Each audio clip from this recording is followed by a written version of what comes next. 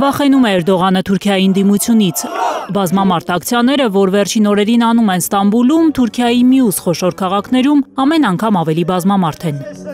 Ստամբուլի բանտարկված քաղաքապետ Էքրեմ Իմամօղլուի աջակիցները ակցիաների ժամանակ կարդում են նրա նամակները բանտից, որպես կարգախոսներ։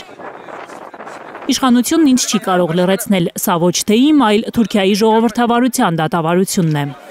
1 տարի 8 ամիս ժամկետով կաշառք վերցնելու համար կալանավորված Իմամօղլուին նոր մեղադրանք է առաջադրվել։ Նրան մեղադրում են արտասահմանի լրտես լինելու համար։ Իբր Ստամբուլի քաղաքապետարանի գաղտնի փաստաթղթերն է տվել օտարուժերին։ Իմամօղլուն կտրականապես հերքել է մեղադրանքը, անվանելով այն քաղաքական վրեժ ընդդիմության դեմ։ Ընդդիմությանը կարվում է մի քանի մեղադրանքներ, մեկը կաշառակերություն է, Իմամօղլուն դրանով արդեն մեղադրվում է, երկրորդը անջատողականությունն է, միշտ կարելի է մեղադրել անջատողականների հետ համագործակցության մեջ եւ փաստորեն կամ ահաբեկիչ լինելու մեջ եւ փաստորեն լրտեսությունը կամ համագործակցությունը օտարերկրյա գործակալների հետ։ Իմամօղլուն բանտից կոչ է արել աջակիցներին չդադարեցնել պայքարը։ Արևելագետները չեն բացառում, որ 2028-ին նախատեսված նախագահական ընտրությունները Էրդողանն անի արտահերթ, 1 տարի շուտ, 2027-ին։ Քանի դեռ ժողովուրդն ամբողջությամբ չի տարվել փողոց դուրս եկած ընդդիմությամբ։ Ներկայումս Թուրքիայի ընդդիմությունը, ընդ որում մեկ ընդդիմություն չի, այսինքն կուսակցությունները կարողանում են ըստ անհրաժեշտության համախմբվել, մենք դա շատ լավ տեսանք այս թվականի մարտ ամսին, երբ որ Իմամօղլուին ձերբակալել են եւ ինչպեսի ցույցերի մեծ ալիք տեղի ունեցավ Թուրքիայի մի շարք քաղաքներում։ Անկարայում, Ստամբուլում լրագրողական հարցախույզների ժամանակ թուրքերի մի մասը վստահորեն ասում է, թե դատում են Իմամօղլուին, որովհետեւ վախենում են հաջորդ ընտրություններից։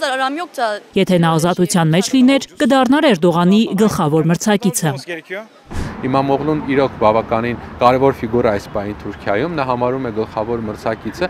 եւ մի կարևոր հանգամանք էլ կա, շատ նման են ճակատագրերով թե Էրդողանը, թե Իմամօղլուն, որովհետեւ Էրդողանն էլ են ձերբակալվել եւ բանտ են նստել, իհարկե այլ հոդվածով, նույնը եւ փաստորեն հիմա կատարում է Իմամօղլուի հետ, այսինքն նրանց մոտ անգամ քաղաքական կարիերայի մեջ որոշակի նմանություններ կան։ Իմամօղլուի առաջնորդած ընդդիմությունը խոստանում է Թուրքիայի քաղաքացիներին նախագահական ընտրություններում հաղթելու դեպքում մաքրել դատական համակարգը, բարձրացնել նվազագույն աշխատավարձի շեմը, թոշակը, անել կրթական բարեփոխումներ, արտաքին քաղաքական ճակատում հասնել նրան, որ լինի տանը խաղաղություն, աշխարհում խաղաղություն։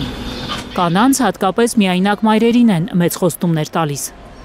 Հանրապետական Թուրքիայի Աթաթուրքի կողմից հռչակված այդ սկզբունքները փաստորեն այսօր որոշակիորեն խմբագրվում են Էրդողանի կողմից եւ բնականաբար կանայք հասկանում են այդ սահմանափակումները, որ լինելու են նաեւ իրենց հետ եւ դրա հնով պայմանավորված փորձում են իրենց բողոքը արտահայտել։ Թուրքիան ակնհայտորեն իսլամացման տանող Էրդողանը շարունակելու է ժամանակակից ընդդիմության որսը, նկատում են փորձագետները։ Թուրքական որոշ պարբերականներ գրում են, թե առավել ակտիվ քաղաքական ակտիվիստները իշխանությունների խոշորացույցի տակ են։ Գայանե Մովսիսյան, Նորայր Շարբաթյան, Էլենի Ահինյան, Հայլուր։ Հայաստանում եւ աշխարհում տեղի ունեցող իրադարձությունների մասին առաջին իմանալու համար բաժանորդագրվեք մեր ալիքին, սեղմեք զանգակը, որ բաց չթողնեք ամենահրատապը, ամենակարևորն ու հետաքրքիրը։